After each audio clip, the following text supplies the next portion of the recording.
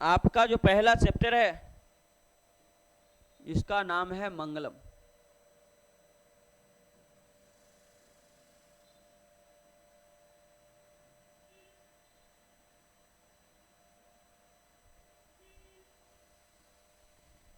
मंगलम नाम है।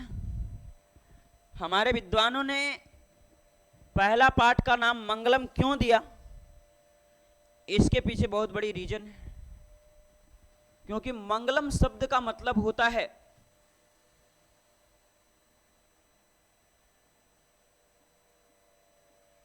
कल्याणकारी।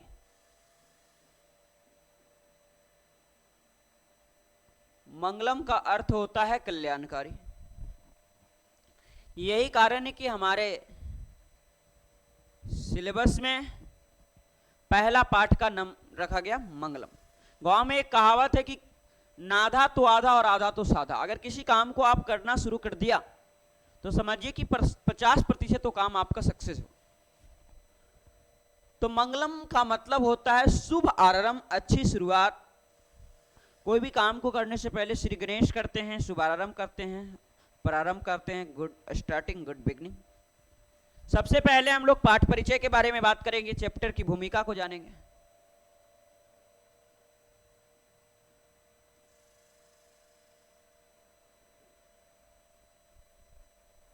इस चैप्टर की भूमिका क्या है जानिए पहले आप।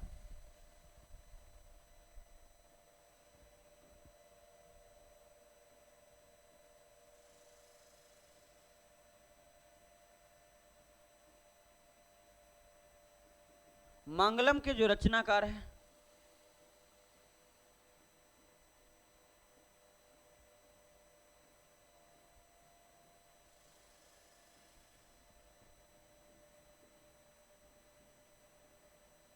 वो महर्षि वेदव्यास है। इस पाठ को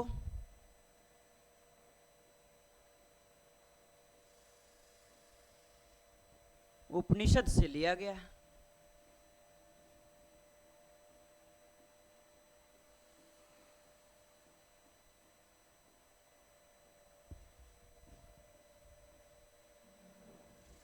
मंगलम जो आपका चैप्टर है, मंगलम का अर्थ कल्याणकारी होता है। मंगलम के जो राइटर है, जिन्होंने लिखा है, जो रचा है, उसका नाम है महर्षि वेदव्यास। मंगलम को उपनिषद से लिया गया है और मंगलम पाठ में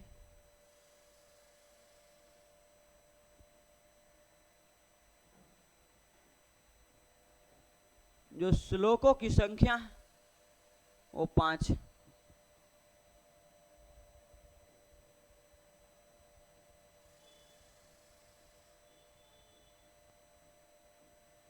मंत्रों की संख्या भी इसमें 5 है।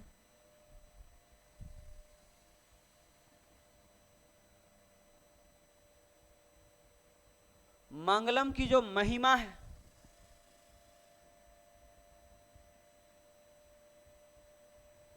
वो सर्वत्र गाई जाती है।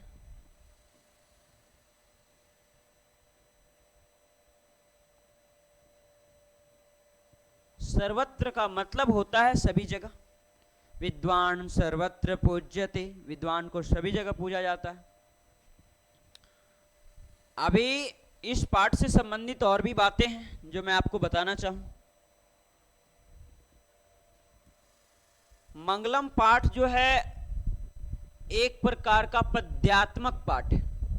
आप बोलोगे सर पद्यात्मक क्या होता है?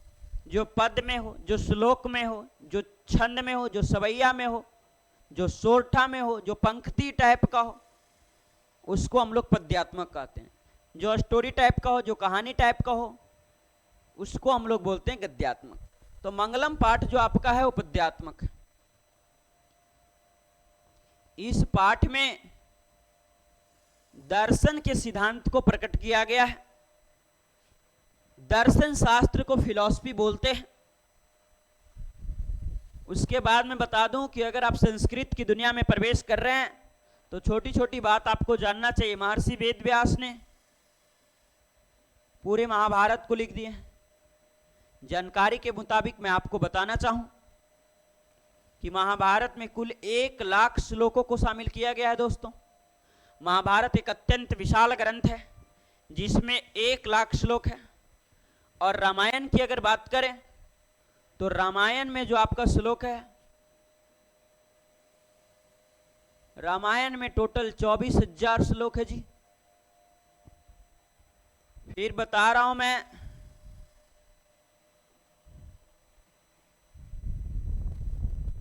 वेद जो हैं वो 4 प्रकार के हैं। और वेद 4 प्रकार के कौन कौन हैं?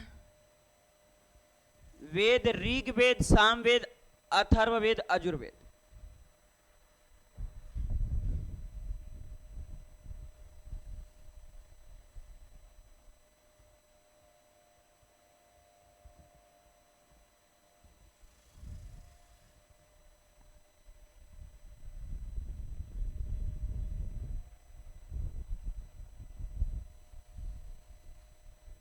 वेदांग जो है वो 6 प्रकार के। डिटेल हम लोग बात करेंगे। शिक्षा, कल्प, व्याकरण, छंद, ज्योतिष, निरुक्त।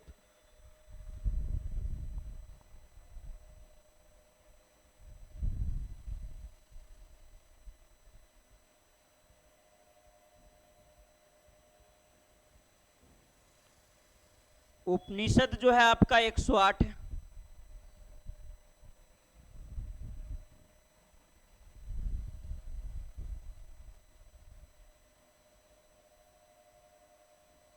पुराण जो है वो 18।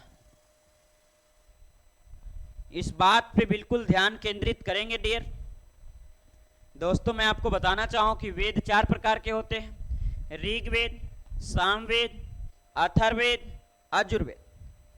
वेद के छोटे से अंग को वेदांग कहते हैं। और आत्मा और परमात्मा का जहां पे जिक्र किया गया है, जहां पे चर्चा किया गया है, वो उपनिषद है। उपनिषद टोटल 108 प्रकार के हैं और पुराण 18 है। कुछ कुछ पुराण का आप नाम जान लीजिए, जैसे भागवत पुराण, विष्णु पुराण, मत्स्य पुराण, सरस्वती पुराण, मार्कंडेय पुराण, नारद पुराण, एज सोन।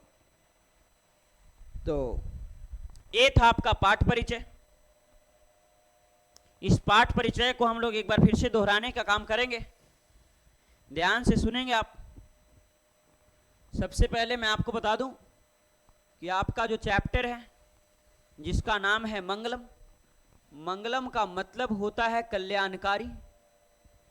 मंगलम के जो रचनाकार है वो महर्षि वेद व्यास जी हैं। महर्षि वेद व्यास बहुत ही जाने माने प्रसिद्ध प्रख्यात विद्वान हैं जिन्होंने पूरे महाभारत को लिख दिया है। पूरे महाभारत में 1,00,000 श्लोक हैं और महाभारत एक अत्यंत विशाल ग्रंथ है। और रामायण के रचनाकार महर्षि वाल्मीकि जी हैं। रामायण को टोटल 24,000 चौपाइयों में लिखा गया है दोस्तों। मंगलम के जो रचनाकार है वो महर्षि वेद व्यास है। मंगलम पाठ को उपनिषद से लिया गया है। कुछ बच्चे का प्रश्न ये हो सकता है कि सर उपनिषद क्या है? जिसमें आत्मा और परमात्मा के बारे में चर्चा किया गया है, वो एक आध्यात्मिक ग्रंथ है जिसे उपनिषद कहते हैं। उपनिषद की कुल संख्या 108 है। इस पाठ में श्लोकों की संख्या 5 है। इसमें मंत्र भी कुल 5 हैं जी। मंगलम की महिमा सभी जगह गाई जाती है, जिसे हम लोग संस्कृत में सर्वत्र कहते हैं। फिर मैं बता रहा हूं, मंगलम एक पद्यात्मक ग्रंथ है जिसमें दर्शन सिद्धांत को प्रकट किया गया है। वेद 4 प्रकार के हैं। वेदों की संख्या 4 है। वेद के छोटे से अंग को वेदांग कहते हैं जिसकी संख्या 6 है। शिक्षा, कल्प, व्याकरण, छंद, ज्योतिष, निरुक्त। और पुराण जो है वो 18 है। तो ये था आपका पाठ परिचय। अपनी कहानी को आगे बढ़ाते हैं। मंगलम में कुल 5 श्लोक है। 5 श्लोकों को एक रीति से, एक नीति से, एक सिस्टम से जानेंगे। इतना बहुत सारे ऐसे बच्चे हैं जिनको बेंच पे बैठने का मौका नहीं मिला। आप तो बहुत किस्मत वाले हो कि आपको इतनी शानदार, इतना बढ़िया प्लेटफॉर्म मिल रहा है। बैठने के लिए बेंच है, पढ़ने के लिए, ऑफलाइन पढ़ने के लिए आपका खूबसूरत सा क्लासरूम है, आपको लिखने के लिए कॉपी है, पढ़ने के लिए पुस्तक है, पढ़ाने के लिए गुड्डू सर है। फिर भी अगर आप नहीं पढ़ रहे हो तो दुर्भाग्य की बात है दोस्तों।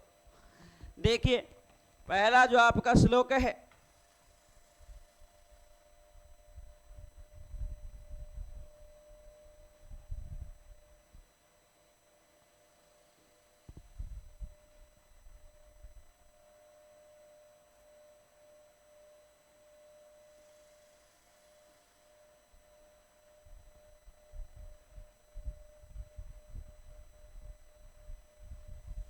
वो लिखा है हिरण्मयेन पात्रेण।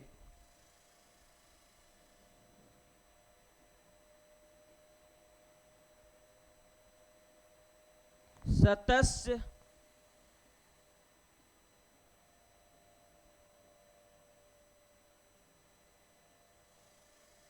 पिहितम।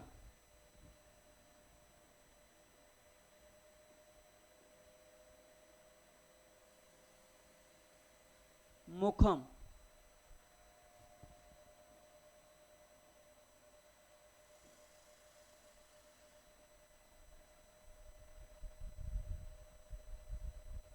तत्वम पुसन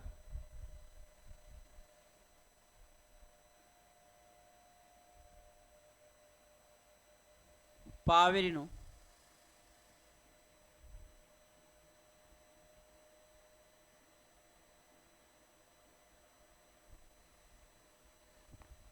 सत्य धर्मादिरिष्टे।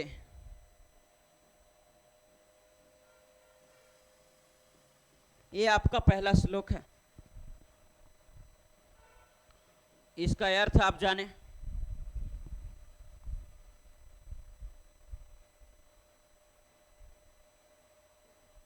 इसका मतलब हो गया दोस्तों हिरण। पहले इसको पढ़ेंगे कैसे?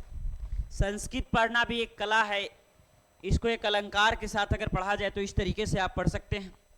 मैं बहुत बड़ा विद्वान, बहुत बड़ा ज्ञानी नहीं हूं, लेकिन मैं ज्ञान का प्रेमी जरूर हूं। मैं बहुत ज़्यादा जानकार तो नहीं हूं, लेकिन संस्कृत से थोड़ी बहुत मुझे रुचि है। लिखा है, मेरा एक छोटा सा प्रयास है कि मैं आजीवन संस्कृत में समर्पित करना चाहता हूं। हिरण्मयेन पात्रेण सतस्य पिहितं मुखम् तत्वं पुषन् पावरिणो सत्य धर्मादृष्टये। इसको स्लो पढ़ सकते हैं ऐसे, हिरण्मयेन पात्रेण सतस्य पिहितं मुखम् तत्वं पुषन् पावरिणो सत्य धर्मादृष्टये। इसका मतलब हुआ दोस्तों कि हिरण्मयेन पात्रेण का मतलब हुआ सोने जैसा चमचमाता हुआ, जगमगाता हुआ, चमकता हुआ पात्र। पात्रेण में तृतीया विभक्ति लगी हुई है। पात्रेण मतलब पात्र से, है ना। पात्रेण माने पात्र से, बालकेन मतलब बालक से। अगर तृतीया विभक्ति लग गया तो उसमें उसके बाद से आ जाता है। मतलब पहला लाइन का मतलब हुआ सोने के पात्र से।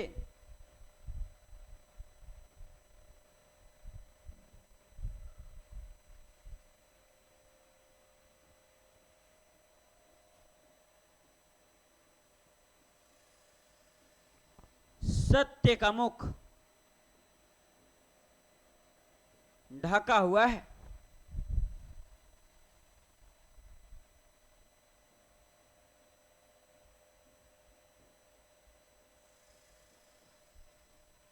अगर आप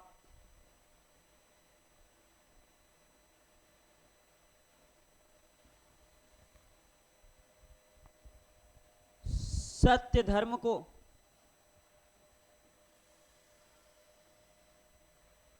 देखना चाहते हो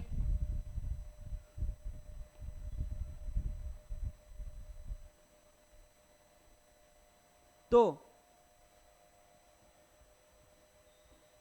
आप उस स्वर्णमयी पात्र को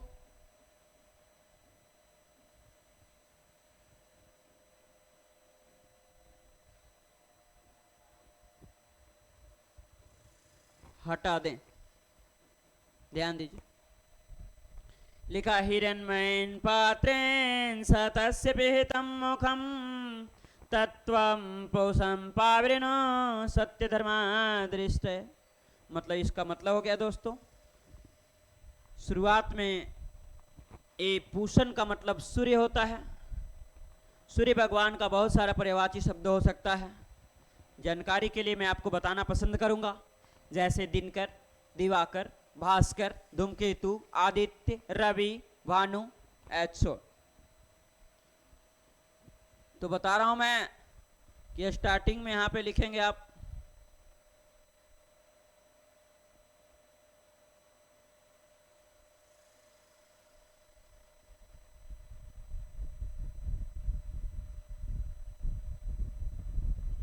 स्टार्टिंग में आपको लिखना है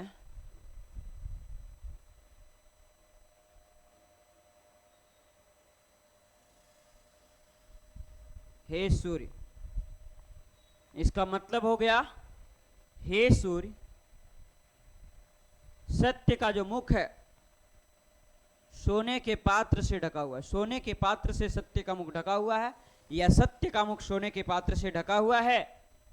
अगर आप सत्य धर्म को देखना चाहते हो तो उस स्वर्णमयी पात्र को, उस सुनहले पात्र को, उस सोने के पात्र को, उस सोने के बर्तन को आप हटा दें, आपकी प्राप्ति सत्य धर्म से हो जाएगी। और मंगलम का जो पहला श्लोक है वो ईशावास्य से लिया गया है।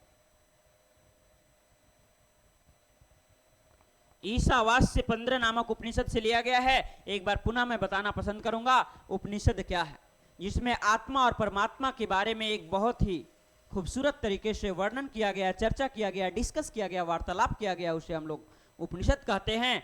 और यह एक आध्यात्मिक ग्रंथ है जिससे मनुष्य के आध्यात्मिक विकास होता है। तो पहला श्लोक को हर तरीके से मैंने आपको बताने में सफल रहा और मैं उम्मीद करता हूं कि आप समझ चुके होंगे। I hope you will understand. देखिए एक बार और इसको सवाल कैसे पूछेगा, सत्य का मुख किससे ढका हुआ है, तो सोने के पात्र से। सोने के पात्र से किसका मुख ढका हुआ है, सत्य का। सत्य धर्म की प्राप्ति के लिए किसको हटा दें, सोने के आवरण को, स्वर्णमयी पात्र को, सुनहले पात्र को। इस तरीके से आपका मंगलम का पहला श्लोक कहां से लिया गया, तो ईशावास्य 15 से लिया गया है।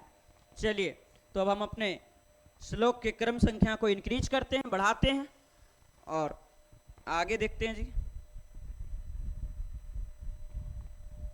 दूसरा जो आपका है वो दूसरा श्लोक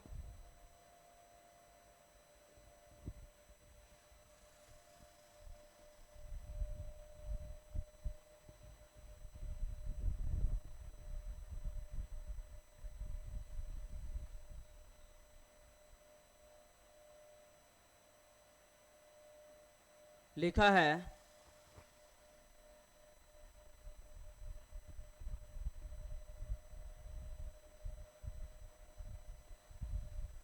अनोरणीयान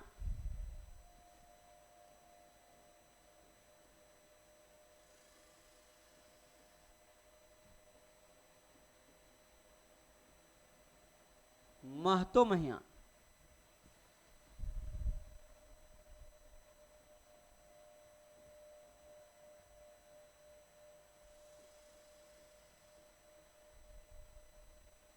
आत्मस्य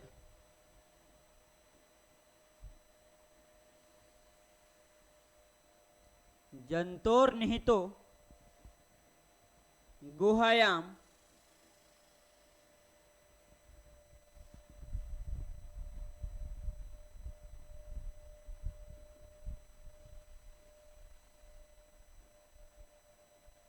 तम करतु पश्यति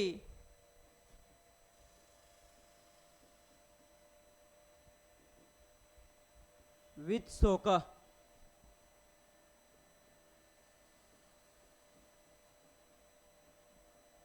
धातु प्रसादनम महिमाना आत्मना।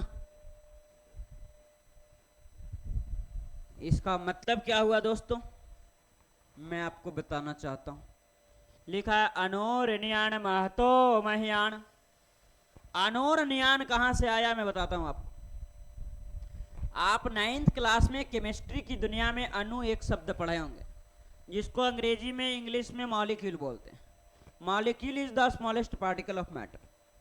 मतलब अणु का मतलब होता है छोटा, और इसमें अन्यर प्रत्यय लगाओ तो अनोरणीयान का मतलब हो गया छोटा से छोटा। महतो महियान का मतलब हुआ महान से महान। तो पहला लाइन का अर्थ हो गया सूक्ष्म से सूक्ष्म या विशाल से विशाल, छोटा से छोटा या बड़ा से बड़ा। हर एक प्राणियों के शरीर में एक आत्मा वास करती है। इस पूरे ब्रह्मांड में, इस जल थल में, इस दुनिया में जितने भी जीव जंतु है, हर एक प्राणियों के शरीर में एक आत्मा पाई जाती है। जंतोर नहीं तो हृदय रूपी, जंतु के हृदय रूपी गुफा में तम करतु पश्यति वित्सो को धातु प्रसादन महिमान आत्मा। कहा गया है छोटा से छोटा या बड़ा से बड़ा, चाहे एक चींटी हो चाहे एक हाथी हो, आत्मा सबके पास पाई जाती है। जैसा कि फिजिक्स की दुनिया में आपने पढ़ा होगा, ऊर्जा संरक्षण का सिद्धांत, कंजर्वेशन ऑफ एनर्जी, ऊर्जा संरक्षण का सिद्धांत कहता है कि ऊर्जा को ना तो उत्पन्न किया जा सकता है ना ही नष्ट किया जा सकता है। ऊर्जा को सिर्फ एक रूप से दूसरे रूप में रूपांतरित किया जा सकता है। Energy can not be create, can not be destroyed, it is replace, it is transformation from one into other. ठीक उसी प्रकार से आत्मा है, आत्मा मरता नहीं है, ट्रांसफर हो जाता। तो आपसे पूछा जाएगा कि छोटा से छोटा कौन है? आत्मा। बड़ा से बड़ा कौन है? आत्मा। विशाल से विशाल कौन है? आत्मा। नहीं मरने वाला कौन है? आत्मा। अमर रहने वाला कौन है? आत्मा। जिसकी कोई आकार नहीं है, जिस तरह से आप बायोलॉजी में पढ़े हैं कि अमीबा की कोई आकार नहीं होती है, अमीबा अनियमित आकार का होता है, ठीक उसी प्रकार से आत्मा का कोई आकार नहीं होता है, कोई आकृति नहीं होती है, कोई शेप साइज कलर नहीं होता। तो बता रहा हूं मैं, इस श्लोक का अर्थ हो गया कि छोटा से छोटा या बड़ा से बड़ा, हर एक प्राणियों के हृदय रूपी गुफा में, हर एक प्राणियों के शरीर में एक आत्मा पाई जाती है। अगर आप उस आत्मा के बारे में जानना चाहते हो तो शोक रहित होकर जीवन यापन करें। तो इस पाठ का 2 श्लोक, बाकी इस चैप्टर से संबंधित अगले वीडियो में। तब तक के लिए आप सभी मित्रों को, सभी साथियों को बहुत बहुत धन्यवाद। अगर मेरा पढ़ाना आपको अच्छा लगे तो वीडियो को अवश्य लाइक करें, चैनल को सब्सक्राइब जरूर करें, ताकि अगले वीडियो को आपको नोटिफिकेशन मिलता रहे और आप किसी भी वीडियो को देखने से लाभान्वित होने से न। थैंक्स, धन्यवाद।